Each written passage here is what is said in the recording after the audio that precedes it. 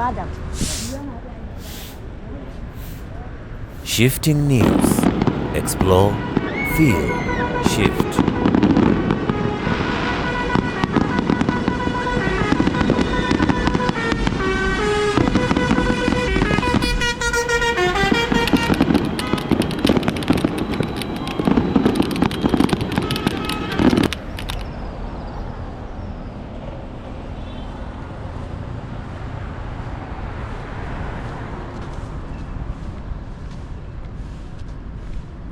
And welcome to 2026.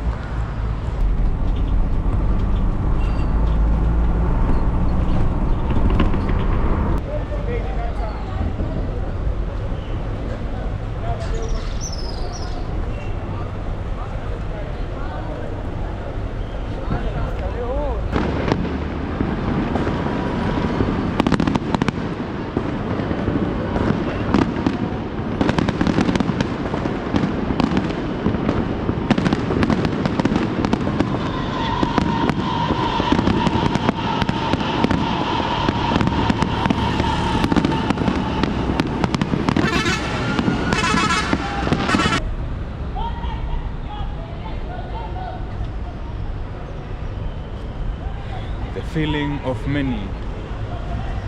They say I am starting 2026 unsure of where we stand as a society. I am disconnected with the city's heartbeat, and as Shifting News, we are here to say that despite the challenges, we are here to tell you that the city is alive, growing and resilient.